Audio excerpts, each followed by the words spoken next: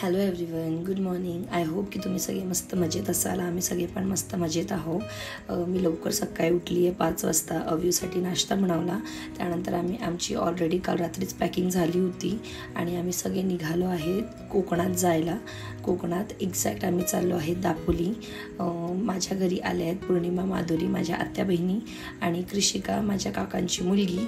आणि आम्ही सगळ्यांनी आधीच प्लॅन केला होता की आम्हाला दापोली जायचं आहे सगळे आल्यावर, आणि म्हणून आज आम्ही दापोलीला निघतो आहे. तर सकाळी आम्ही लवकरच उठलो सगळे. थोडाफार नाश्ता वगैरे आम्ही कॅरी केले सोबतच. त्याचबरोबर अव्यूसाठी मी थोडाफार नाश्ता बनवून घेतला आहे आणि त्यानंतर आम्ही सगळी सामान वगैरे घेऊन खाली आलो आहे. आम्ही इथनं एक्झॅक्ट 6:20ला निघालो आहे. आमचं 6 वाजता निघायचं प्लॅन होतं, पण थोडंफार पुढे मागे होतच असतं, दॅट इज नॉर्मल. आणि त्यानंतर आम्ही सगळं सामान वगैरे गाडीत ठेवून घेतलं आहे आणि सगळे आम्ही खूप एक्सायटेड आहोत जायसाठी.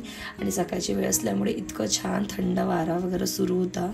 मी इथे रेडी आहे. अव्यू आणि अव्यूचे बाबा आम्ही सगळे रेडी झालो आहे. अव्यूची झोप झाली नाही आहे, त्यामुळे त्याची थोडी चिडचिड होत होती सकाळी. आणि तुम्ही इथे बघा, प्रीतमने वेगळ्या वेगळ्या चपला घातल्या आहेत. झालं असं की प्रीतम नेहमी त्याचं कम्फर्टेबल कपडे आणि कम्फर्टेबल शूज वगैरे वेअर करतो. शूज तर त्याला कम्फर्टेबल कधी वाटतच नाही, त्यामुळे तो नॉर्मल त्याचे स्लीपरच वेअर करतो कुठेही जायचं असलं तरीसुद्धा. आणि त्याचा हाफ पॅन्ट नेहमी त्याचं फेवरेट आहे. आपण किती जरी त्याला ब्रँडेड कपडे दिले तरीसुद्धा त्याचं फेवरेट म्हणजे त्याचे कम्फर्टेबल क्लोथ आणि कम्फर्टेबल फुटवेअरच असतं. आणि मी सुद्धा त्याला कधी फोर्स करत नाही या गोष्टींसाठी, कारण मला पण हेच गोष्ट पटत असते नेहमी की ज्या गोष्टीत आपण कम्फर्टेबल फील करतो आपण तेच घालायला हवं. त्यानंतर आम्ही इथे आमच्या गाडीत आपली जागा घेतो आहे. त्यापेक्षा असं म्हणण्यापेक्षा मला हे सांगायचं आहे की थोडंफार घाट वगैरे आम्हाला लागणार आहे. आम्हाला रस्त्यात ताम्हिणी घाट आणि त्याचबरोबर आणखी पुढे मागे एक घाट लागणार आहे. त्यामुळे पूर्णिमा तिची जागा व्यवस्थित कम्फर्टेबल बघते आहे की तिला काय कम्फर्टेबल वाटेल असं तिथे ती बसली, कारण तिला थोडं मोशनचा प्रॉब्लेम होतो. त्यानंतर गाडीत बसल्यानंतर एक माशी आलेली आणि ती डोळ्यापुढे अशी भुंग भुंग भुंग भुंग करत होती. तिला आम्ही हाकललं गाडीतनं आणि आम्ही पुढे निघालो. तुम्ही बघू शकता वेदर इतकं छान होतं ना त्या दिवशी. खूपच मस्त थंडावा होता. पाऊस असं नव्हतं, पण वेदर असं छान थंड होतं. त्यानंतर आम्ही गाणे एन्जॉय करत करत पुढे निघालो. पुढे निघाल्याबरोबर आम्ही डिसाईड केलेलं की 2 ते 3 तासानंतर कुठेतरी थांबून आपण थोडंफार नाश्ता करून घेऊया असं. ॲक्च्युली रस्त्यात एक असंही झालं की मी पुढे बसली होती आणि बिकॉज ऑफ का रात्री आम्ही एक्साइटमेंटमुळे खूप उशिरा झोपलो आणि सकाळी आम्ही लवकर उठलो, त्यामुळे झोप अशी प्रॉपर झाली नव्हती. आणि प्रीतम आपली इथे गाडी चालवतं, त्यांनी प्रॉपर झोप घेतली, कारण त्याला माहिती होतं की दुसऱ्या दिवशी आपल्याला गाडी चालवायचं आहे. आणि त्यामुळे पूर्ण इथे झोपून गेली आहे, कारण तिला थोडासा वॉमिटिंगचा वगैरे प्रॉब्लेम होता, त्यामुळे ती मोस्ट ऑफ टाईम गाडीत झोपलीच होती. आणि जेवढ्या वेळ ती जागी होती तेवढ्या वेळ तिने आमच्याबरोबर भरपूर एन्जॉय केलं. आणि मोस्ट ऑफ टाईम तिला जेव्हा वाटत होतं की तिला थोडंसं वॉमिटिंग किंवा थोडंसं गरगर होत आहे, त्यामुळे ती झोपत होती. आणि तुम्ही बघू शकता बाहेर इतकं सुंदर वातावरण होतं ना त्या दिवशी. अजिबात ऊन नव्हती, म्हणजे ऊन होती पण ती एकदम कडक ऊन नव्हती, अशी टोचणारी ऊन नव्हती, एकदम सॉफ्ट ऊन होती. आम्ही 1-2दा बाहेर जेव्हा पडलो गाडीतनं काही खायला प्यायला किंवा वॉमिटिंग करायला वगैरे, तेव्हासुद्धा अशी ऊन लागत नव्हती. आणि तुम्ही बघू शकता मी पण इथे झोपली होती आणि मी माझ्याबरोबर माधुरीची जागा एक्सचेंज करून घेतली होती, कारण माझी अजिबात झोप झाली नव्हती. म्हणून मी म्हटलं माधुरीला की तू पुढे बस, मी 1 तास मागे झोप घेते. आम्ही इथे थांबलेलो एका ठिकाणी नाश्ता करायसाठी. त्यानंतर आम्ही तिथे सांबार, वडा, इडली असा नाश्ता केला. आणि आम्ही डिसाईड केलं होतं, मी ॲक्च्युली घरूनच इंडक्शन घेऊन गेलेली आणि आम्ही डिसाईड केलं होतं तिथे की इंडक्शनवर हॉटेलमध्ये आपण मस्त रात्री मॅगी बनवून खाऊया. पण तिथे आमचा पचका झाला. ते काय पचका झाला ते पुढे तुम्हाला सांगतेच मी. आणि मी ते मॅगी शोधायला निघाली आहे. रस्त्यात मी 2 ते 3 ठिकाणी थांबली मॅगी विकत घ्यायसाठी, पण एकाही ठिकाणी मला मॅगी मिळाली नाही.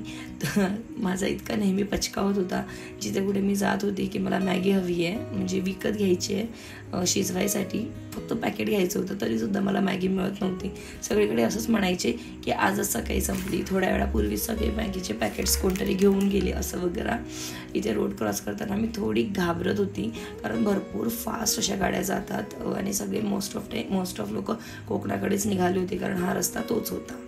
इथे सुद्धा मी मॅगीची चौकशी केली की मॅगीचे पॅकेट्स मिळतील का, पण अनफॉर्च्युनेटली मला नाही मिळालं. आणि एक गोष्ट अशी होते, आजकाल मी कोणत्याही गोष्टीला खूपच जास्ती घाबरत आहे आजकाल. म्हणजे रस्त्याची टर्निंग असू द्या किंवा रोड क्रॉस करायचं असू द्या, तर मी ना थोडी घाबरते की मला चुकूनही काही नको व्हायला. माझं बाळ माझ्यावर पूर्णपणे डिपेंडेंट आहे. प्रीतमलासुद्धा मी हवी असते नेहमी, तर मला चुकूनही काही नको व्हायला, मला त्यांच्याबरोबर राहायचं असं वगैरे. पण असं कधीच काही होणार नाही फॉर शुअर. इथे हे सगळे बसले आहे, मी मॅगीचे पॅकेट्स घेऊन आली असं सांगितलं त्यांना, पण मला मिळालंच नव्हतं. आणि त्यानंतर इथे यांनी आईस्क्रीम पण खाल्ली. इथे ना एक मँगो आईस्क्रीम खूपच टेस्टी होती, ती यांनी घेतलेली. मी नाही घेतलं कारण माझा ऑलमोस्ट महिना झाला आहे, माझा गळा बसला आहे, माझ्या गळ्याला भरपूर त्रास होत आहे. माझी कंटिन्यू म्हणजे गळले करणं वगैरे सुरू आहे गरम पाण्यात मीठ घालून, पण तरीसुद्धा माझा आवाज प्रॉपर असा निघत नाही आहे. त्यामुळे पण मी एवढे दिवस माझा व्लॉग शूट करून नाही टाकला, म्हणजे व्हॉइस ओव्हरमुळेच मला काही करता येत नव्हतं, असं झालेलं. त्यानंतर आम्ही तिथे नाश्ता वगैरे केला, पण जिथे आम्ही थांबलो होतो ना नाश्ता करायला, ट्रस्ट मी, तिथला नाश्ता अजिबात व्यवस्थित नव्हता. आम्ही जेव्हा जस्ट एक बाईट घेतला आणि मी क्लिअरली सांगितलं त्यांना की हा शिळा नाश्ता आहे, हा म्हणजे कालचा वगैरे वडा असावा, पण टेस्टला पण बिलकुल व्यवस्थित नव्हता, खूपच असा आंबटसर होता. पण त्यामुळे आम्ही अवीला अजिबातच त्यातलं काहीच दिलं नाही आणि मी घरून त्याच्यासाठी ऑलरेडी नाश्ता घेऊन आली होती. मी त्यांना तेच नाश्ता करवलं. त्यानंतर तो मागे तीनही मावशींबरोबर मस्त मज्जा करत करत आपलं एन्जॉय करत होता. थोड्या वेळ झोपत होता, थोडा जागत होता आणि त्यांच्याबरोबर छान एन्जॉय करत होता. आणि हे लोक येऊन जस्ट 2 दिवस झाले आणि अवय त्यांच्याबरोबर भरपूर कम्फर्टेबल आहे, खूप मज्जा करतो त्यांच्याबरोबर, त्यांच्या हाताने खातो, त्यांच्याशी खेळतो, तर मला थोडा आराम मिळतो आहे. त्यानंतर आम्ही पुढे निघालो. तिथे खूप छान असं वन विभाग क्षेत्र असं होतं आणि लेफ्ट आणि राईट साईडला काही प्लांट्स बरोबरच ॲनिमल्सचे पण चित्र होते, जे की आम्ही अवीला दाखवत होतो. आणि तसंच आम्ही एन्जॉय करता करता आमच्या पुढे निघालो आणि ऑलमोस्ट आम्ही आमच्या डेस्टिनेशनला पोहोचत आहे. तुम्ही बघू शकता इथली झाडं, इथले घरं, हे जे असे ट्रायंगल शेपचे घरं असतात, जसं सुरू झालं की तुम्हाला कुठेतरी ट्रायंगल शेपची घरं दिसत आहे, दॅट मीन्स तुम्ही कोकणात एंट्री केली आहे. ओके, सो खूपच लवकर आम्ही पण मजा मस्ती करत करत, गोष्टी करत करत, गाणी ऐकत ऐकत आमच्या डेस्टिनेशनला पोचलो आहे. आणि आमच्या रिसॉर्टचं नाव होतं मैत्री रिसॉर्ट. रिसॉर्ट खूप छान होतं, म्हणजे आजूबाजूला खूपच छान नारळाची झाडं होती आणि ट्रस्ट मी इतकं छान होतं ना ते. तुम्ही बघू शकता आमचा रिसॉर्ट इथनं स्टार्ट होतो आहे आणि एक्झॅक्ट पुढे तुम्हाला समुद्र दिसेल, म्हणजे आम्हाला कुठे जाऊन समुद्रात जायची गरज नाही पडली. आम्हाला आमच्या रिसॉर्टमधनं समुद्र दिसत होता आणि रिसॉर्टमधनंच आम्ही इझी टू ॲक्सेस आम्हाला समुद्राचा होता. हे पूर्ण त्याचं परिसर आहे, मोठी मोठी झाडं होती, तिथे एक वॉकवे क्षेत्र होतं, म्हणजे जिथनं तुम्ही वॉक करून जाऊ शकता. लेफ्ट आणि राईट साईडला खूप सारे असे कोकोनट ट्री होते आणि इतकं शांत वाटत होतं तिथे. फक्त या रिसॉर्टमध्ये आम्हाला एकच प्रॉब्लेम झाला, इथे नेटवर्कचा खूप प्रॉब्लेम होता.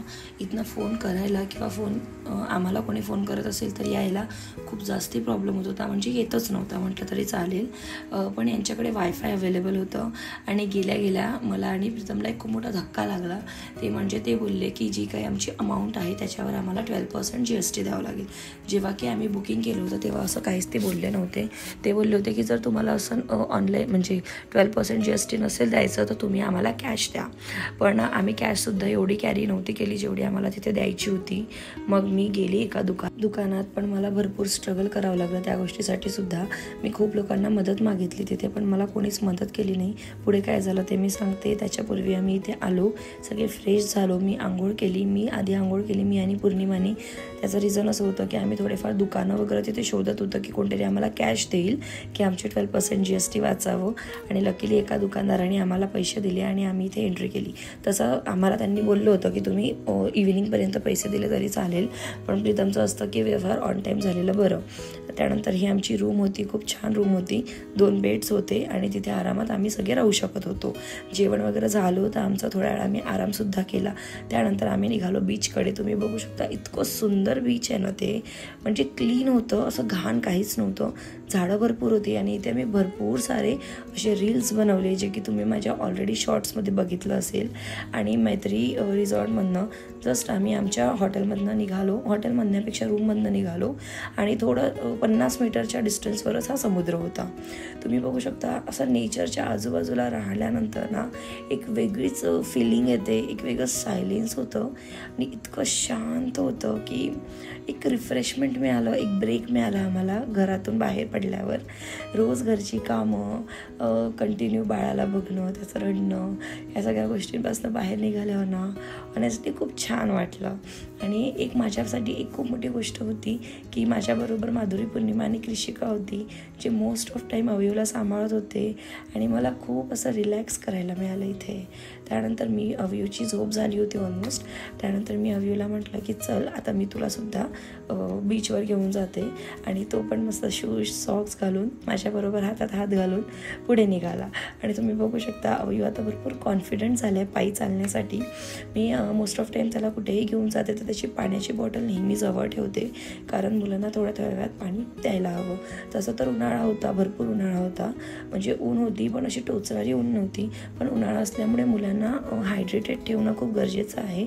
त्यामुळे मी पाण्याची बॉटल आणि थोडेफार मुरमुरे पण सोबत ठेवत असते. त्यानंतर मी अवयूला घेऊन इथे आली आहे समुद्राजवळ. प्रीतम थोड्या झोप घेतो बोलला होता, कारण त्याची प्रॉपर झोप अशी झाली नव्हती. मी काहीतरी मॉर्निंगला 6:20ला निघालो आणि इथे 1:30 ते 2च्या मध्ये पोहोचलेलो. तर ऑलमोस्ट 6 तास तरी ते झालेच होते. त्यानंतर अवयूचा हा पहिला एक्सपिरियन्स होता. त्याचे शूज काढले मी आणि त्याला म्हटलं चल आता आपण मस्त सैर करूया समुद्राच्या आजूबाजूला. चला तर आता तुम्ही पण आमच्याबरोबर एन्जॉय करा.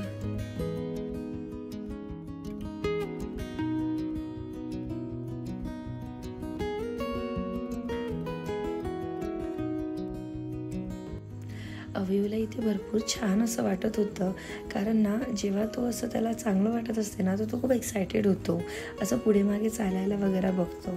तर इथे त्यांनी चप्पल काढल्यानंतर ना त्याच्या पायाला असं थंडावा वाटत होता. आणि तिथली जी रेती होती, नॉर्मली आम्ही अवयूला खूप जपतो, सगळेच आई बाबा आपल्या बाळांना जपत असते. त्याला मातीत कधी आम्ही खेळू दिलं नाही आहे, पण इथे आल्यानंतर ना मी त्याच्याबरोबर माती खेळली. मी आणि अवयू आम्ही दोघांनी पण भरपूर वेळ अशी माती खेळली. एक छोटंसं घर पण बनवलं होतं. आय डोंट नो त्याचं शूट झालं आहे की नाही, झालं असेल तर पुढे तुम्हाला दिसेलच. त्यानंतर इथे प्रीतम पण आलेला त्याचे कम्फर्टेबल स्लीपर घालून, आणि त्याला म्हटलं की बघ फोटो घेत आहे, त्यामुळे तो पोज देत होता. So sweet. त्यानंतर मी अवयू आणि प्रीतम तिघांनी भरपूर वेळ अशी मस्ती केली बीचच्या आजूबाजूला.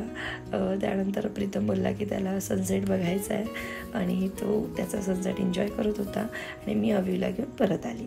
त्यानंतर अवयू भरपूर त्याचं असं मातीने वगैरे भरलेलं होतं शरीर, तर आम्ही चेंज वगैरे त्याला करवलं. त्यानंतर आम्ही आराम केला, रात्रीचं जेवण केलं. ऑलमोस्ट इव्हिनिंग झालीच होती त्या दिवशी. आणि दुसऱ्या दिवशी सकाळी आम्ही नाश्ता करून रेडी होऊन निघालो. आता आम्ही निघालो आहे परशुराम भूमिकर्म असं काहीतरी एक प्लेसचं नाव होतं, ते पुढे दिसेलच तुम्हाला काय होतं ते. आम्ही छान रेडी वगैरे झालो आणि निघालो. मॉर्निंगचा नाश्ता आम्ही केलाच होता ऑलरेडी, घरून आणलेलं होतं थोडंफार स्नॅक्स वगैरे, तेच खाल्लेलं. आणि आम्ही इथनं लवकरच निघालो, काहीतरी 11 वाजता वगैरे निघालो. पण रस्त्यात ना आम्ही एक रेस्टॉरंट बघितलं होतं ऑलरेडी घरूनच, पण ते रेस्टॉरंटमध्ये पोहोचेपर्यंत आम्हाला असं मध्ये घाट लागत होतं आणि ते खूप आतमध्ये दाखवत होतं. त्यामुळे आम्ही थोडंसं रस्ता भटकलो, पण ठीक आहे, काही हरकत नाही. आणि मग आम्ही तो रस्ता सोडून दुसरीकडे आलो जेवायला. आणि इथे हे हॉटेलचं नाव मला आठवत नाही आहे, पण या हॉटेलमधलं जेवण इतकं भारी होतं की मी तुम्हाला सांगू शकत नाही, इतकं टेस्टी जेवण होतं ते. प्रीतमचं फेवरेट त्यांनी फिश घेतलेली सुरमई, मी पण सुरमईच घेतलेली. आय थिंक मी प्रॉन्स घेतलं होतं आणि बाकी तिघांनी सुद्धा व्हेजच खाल्लेलं. आणि आज आम्ही चौघांनी पण मस्त 1 पीस घेतलेलं. आणि बघा इथे मस्त तो माधुरीबरोबर एन्जॉय करतो आहे अवयूने पण मस्त ड्रेस घातलेला आज आणि खूप छान दिसत होता तो. त्यानंतर आम्ही जेवण केलं पोटभर आणि मग आम्ही पुढे निघालो. आणि पुढे निघाल्यानंतर थोड्याच वेळात, म्हणजे काहीतरी 20 किलोमीटर डिस्टन्सवरच परशुराम भूमी असं होतं, तिथे आम्ही पोचलो. असं खूप काही बघण्यासारखं असं नव्हतं तिथे, पण बिकॉज आपण तिथे आलो आहे म्हणून आम्हाला ते बघायचं होतं. त्यानंतर आम्ही तिथे पोचलो आणि बघा प्रीतम आधीच बाहेर उतरून गेला होता. झालंच होतं की आम्ही झोपलो होतो वाटते आणि तो वाट बघत होता की तुम्ही बाहेर आरामात निघा, मी बाहेर पडतो आणि बघतो थोडं आजूबाजूला. त्यानंतर आम्ही रस्ता वगैरे क्रॉस केला. इथे लेफ्ट साईडला ना कोकम सरबत आणि आईस्क्रीम मिळत होतं, पण प्रीतम बोलला की आधी आपण आत जाऊन येऊ, आतमध्ये बघूया, थोडंफार एन्जॉय करूया, त्यानंतर बाहेर येऊन आपण कोकम सरबत आणि आईस्क्रीम जे काही खायचं आहे ते करूया.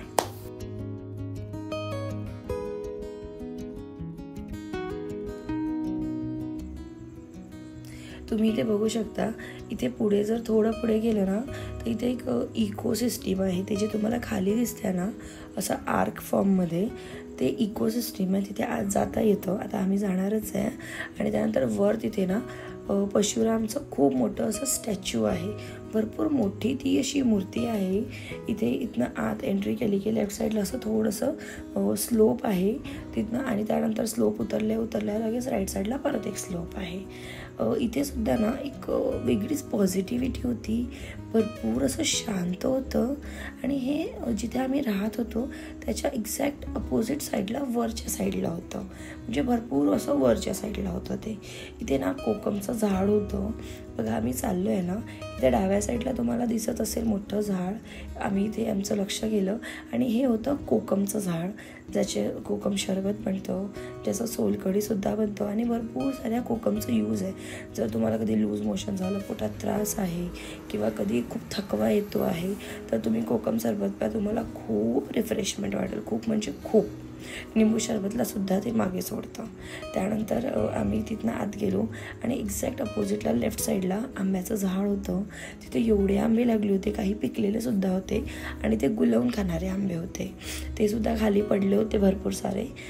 कृषिका जाऊन तिथनं घेऊन पण आलेली आंबे, ते मी तुम्हाला दाखवते पुढे. ही पशुभूमी आहे ना, इथनं जसं तुम्ही लेफ्ट साईडला सरळ जा आणि त्यानंतर आत लेफ्ट साईडला आतमध्ये गेल्यावर खालच्या साईडला एक दार आहे. त्या दारमधनं तुम्हाला आत जावं लागतं. त्याचा आय थिंक मी शूट नाही केलं आहे की केलं आहे, आय थिंक केलं आहे सॉरी. हे बघा, हे आंबे खूप सारे लागले तिथे आणि इथनं पूर्ण तुम्हाला असं खूप असं हिरवंगार सगळं असं नेचर दिसतं. आम्ही एवढ्या वर गेलो ना तर नेचरचं फील आम्हाला तिथे येत होतं. आय थिंक मी आतमध्ये शूट नव्हतं केलं.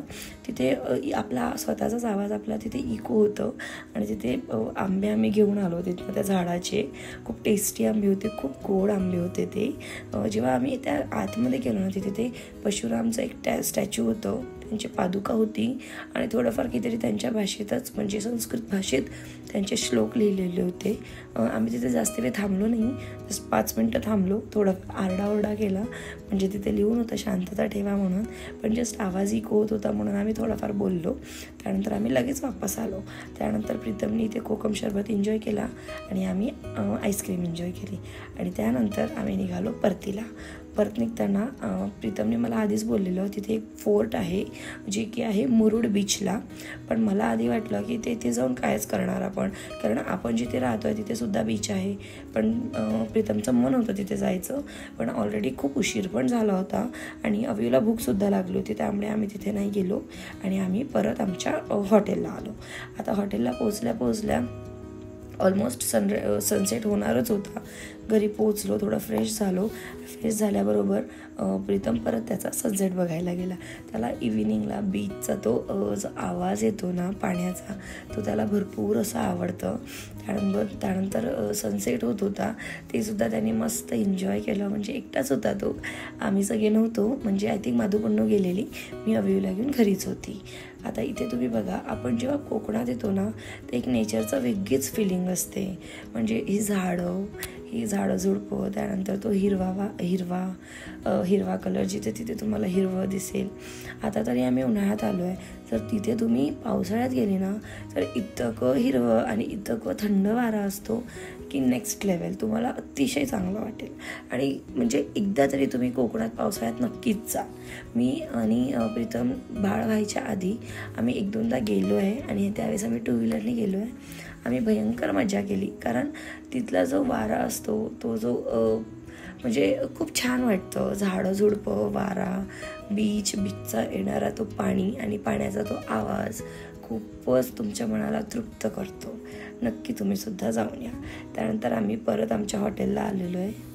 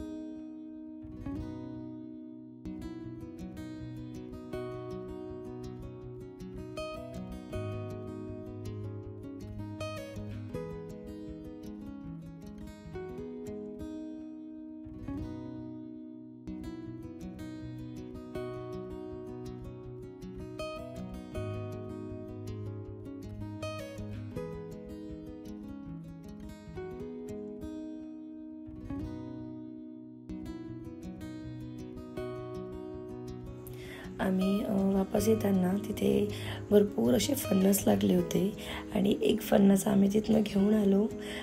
खूप छान हे फणस होतं आणि आम्ही घरी गेल्यानंतर पौर्णिमानी फणसाची मस्त अशी बिर्याणी केली होती आणि आम्ही सगळ्यांनी मस्त ती बिर्याणी एन्जॉय केली. हे फणस फ्रेश असल्यामुळे ना खूपच असं छान होतं, आतमधनं मऊ होतं आणि अजिबात पिकलेलं नव्हतं. पिकलेलं फणस तसं नॉर्मली लोक खातात त्याची बिया वगैरे, पण मी म्हणजे पौर्णिमेने त्याची बिर्याणी बनवलेली आणि ती खूप टेस्टी झाली होती. त्यानंतर रात्रीचं जेवण आवरल्यानंतर आम्ही उकडीचे मोदक ऑर्डर केले होते. आतून ते अतिशय असे ज्युसी होते, खूप टेस्टी होते ते. त्यानंतर रात्र झाली, आम्ही मस्त झोप घेतली आणि आम्ही तसं 10-11 वाजता निघायचं डिसाईड केलेलं, पण नंतर असं वाटलं की परत आपल्याला घरी जाईपर्यंत इव्हिनिंग होईल, सो बेटर वे की आपण थोडं लवकर निघूया. आणि म्हणूनच आम्ही सकाळी 7 वाजता तिथनं परत निघालो. माधू पन्नू रेडी झाले. मी अव्यूसाठी थोडासा उपमा त्यांच्या किचनमधनं बनवून आणला की रस्ता आता अजून 6 तासाचा आहे आणि आपल्या बाळासाठी काहीतरी खायला असायलाच हवं, कारण बाळांना भूक लागली की असं वाटतं आईला की त्याला काय देऊ खायला असं. म्हणून मी नेहमीच असं ट्राय करते की मी माझ्या बाळासाठी तो खाऊ किंवा नको खाऊ, पण तरीसुद्धा मी त्याच्यासाठी नेहमी काहीतरी फूड नेहमीच कॅरी करत असते. त्याची पाण्याची बॉटल, त्याची रुमाल आणि त्याचं खाण्याचं काहीतरी एखादी पदार्थ, आवडीचं किंवा न आवडीचं. भूक लागलं की बाळ सगळंच खात असते म्हणून. त्यानंतर आमची इथे गाडी निघाली. आमचं सगळं सामान वगैरे आम्ही टाकून दिलं गाडीत. माधुरी अव्यूला घेऊन मागे बसणार होती, कारण त्याला जर मी पुढे घेऊन बसली की तो भरपूर वेळ असं आरडाओरडा करतो, गिअरबॉक्सला हात लावतो, प्रीतमकडे जायची जिद्द करतो. त्यामुळे अव्यूला आम्ही मागेच मावशींबरोबर बसवलं आणि तो मावशींबरोबर तसंही भरपूर एन्जॉय करतो, त्याला खूप छान वाटतं त्यामुळे. त्यानंतर आम्ही आमच्या परतीच्या प्रवासाला निघालो. आमचा इथला एक्सपिरियन्स खूप छान होता.